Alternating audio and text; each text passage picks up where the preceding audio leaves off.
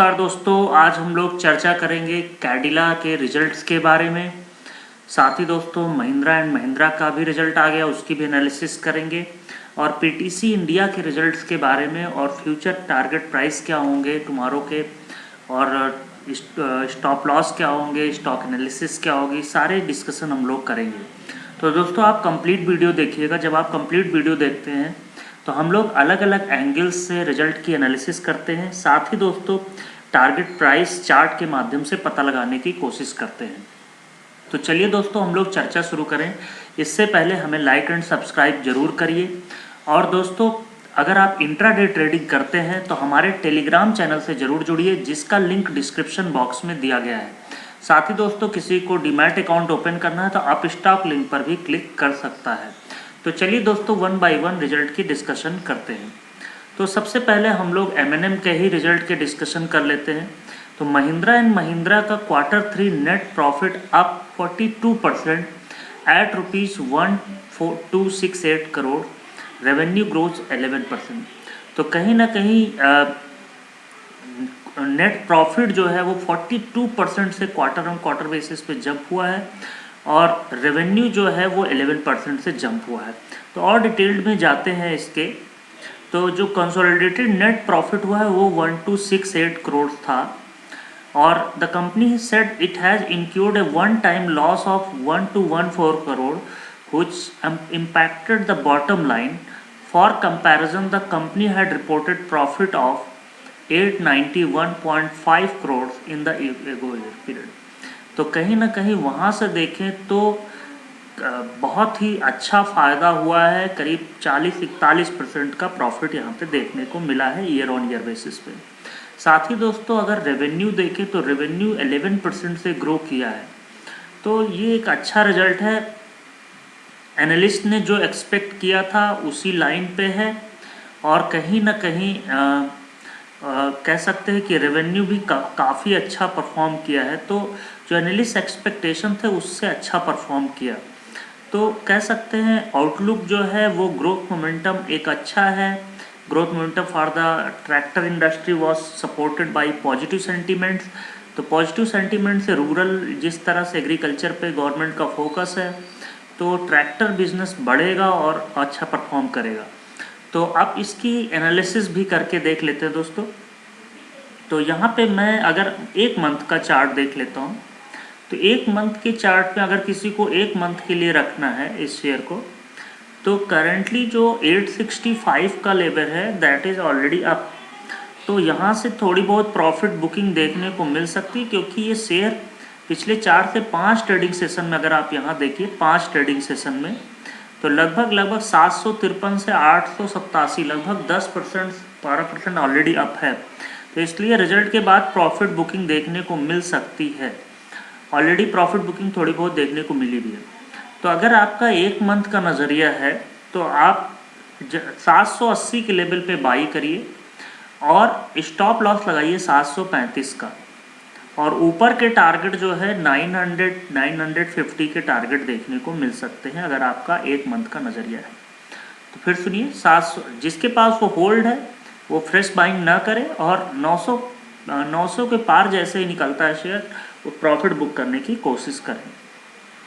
साथ ही दोस्तों अगर आपका लंबी अवधि का नज़रिया है, 1 साल का नज़रिया है, तो लगभग आप ये देखिए कि अपर ट्रेंड में लगातार स्टॉक चल रहा और अच्छे वॉल्यूम्स आ रहे हैं, जिस ग्रोथ भी अच्छी। तो 657 एक अहम सपोर्ट है, वहाँ पे 657 को ही स्टॉप लॉस बना लीजिए। 657 का जब तक स्टॉप लॉस ब्रीच नहीं करेगा तब तक इसमें मेजर कमजोरी के संकेत नहीं है। तो ये लगातार अपसाइड होता जाएगा और ये डेफिनेटली ये समझ लीजिए कि 657 से ये अपसाइड 1000 के टारगेट देखने को मिल सकते हैं। 657 का स्टॉप लॉस लगाइए अगर आपको 1 ईयर का नज़रिया है। वैसे थोड़ा कूल ऑफ हो जाए तभी आप फ्रेश बाइंग करें। चलिए दोस्तों दूसरा रिजल्ट है कैडिला हेल्थ केयर का।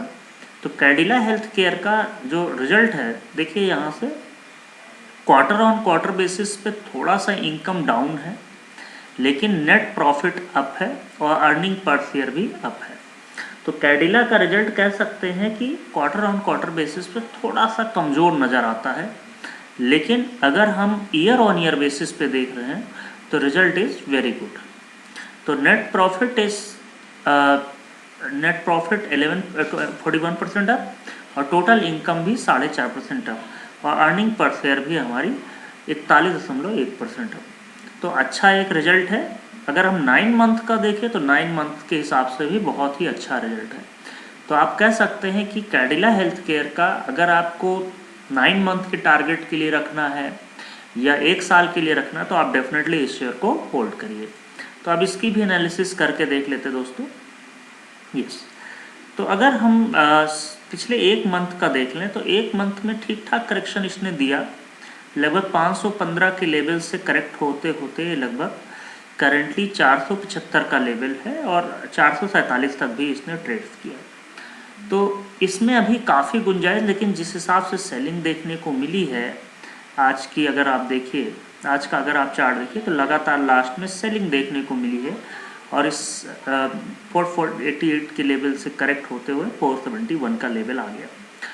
तो कह सकते कि यहाँ से अभी थोड़ा सा कूल ऑफ हो सकता है। 430 के राउंड बाई करिए। अगर आप 1 मंथ के लिए बाई कर रहे हैं 430 के राउंड बाई करिए और उस समय आप स्टॉप लॉस 400 का लगाइए और ऊपर का लेवल 500। तो थोड़ा सा इंतज़ार करें, 430 के लेवल पे बाई करें, 400 का स्टॉप लॉस लगाएं और 500 का टारगेट होंगे। अगर आपके 1 ईयर के व्यूज़ हैं तो 1 ईयर के व्यूज़ में भी अगर आप 430 के लेवल पे बाई कर लीजिए, 389 का स्टॉप लॉस लगाइए और ऊपर की तरफ के जो लेवल हैं वो हम लोग 550 के टारगेट एक्सपेक्ट कर रहे हैं। तो 550 के टारगेट के लिए इस शेयर को रखा जा सकता है। चलिए दोस्तों, नेक्स्ट शेयर हमारा है पीटीसी इंडिया।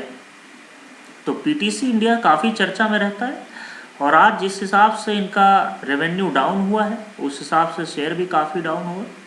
तो डाउन 18.81% कह सकते हैं नेट सेल्स डाउन है ईयर ऑन ईयर बेसिस पे।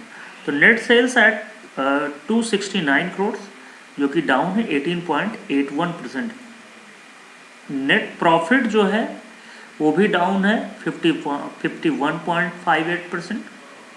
एब्टा है वो भी डाउन है 27% and earning per share is also decreased 50% के आसपास डिक्रीज हुआ। तो आप कह सकते हैं कि सारे पैरामीटर पे ये एक अच्छा रिजल्ट नहीं कहा जाएगा, लेकिन चूंकि कंपनी बहुत बढ़िया है तो इसकी भी एनालिसिस हम लोग एक बार करके देख सकते हैं। तो इसकी एनालिसिस आप देख रहे हैं ऑलरेडी ये शेयर अगर आप पिछले 1 साल का देखें तो 1 साल के अपने पीक पे है, तो कुछ तो प्रॉफिट बुकिंग आनी ही है। तो अगर आपका नज़रिया थोड़ा सा लंबी अवधि का है, एटलीस्ट 3 मंथ का है, तो मैं एक छोटा सा स्टॉप लॉस सजेस्ट करता हूँ। यहाँ पे 57 रुपीज़ का स्टॉप लॉस है। जब तक आप 57 रुपीज़ को ब्रीच नहीं करेगा तब तक इसमें मेजर वीकनेस नज़र नहीं आती है। तो 57 का स्टॉप लॉस लगा लीजिए और ऊपर की तरफ कोशिश करिए कि 65 रुपीज़ के आसपास प्रॉफिट बुक कर लीजिए। तो 60 फिर से सुनिए दोस्तों, 57 का अगर स्टॉप लॉस ये ब्रीच करता है तो डेफिनेटली और कमजोरी आ सकती है। तो इसलिए ये जो सजेस्टेड स्टॉप लॉस है इसको स्ट्रिक्ट स्टॉप लॉस की तरफ रखिए। तो ये थी दोस्तों एनालिसिस। हमें फॉलो करिए टेलीग्राम पे, ट्विटर, फेसबुक पे, द ट्रेडिंग बुल्स नाम से जाने जाते हैं। डिस्क्लेमर को जरूर पढ़िए। We are not SEBI registered financial adviser. All the information provided in the video are for the educational and informational purpose only and is not a trade recommendation in any way. तो आप stop loss maintain रखिए। अब जब भी आपको investment करना है तो आप किसी फाइनेंशियल एडवाइजर से सलाह लेकर ही इन्वेस्टमेंट करें। थैंक यू दोस्तों।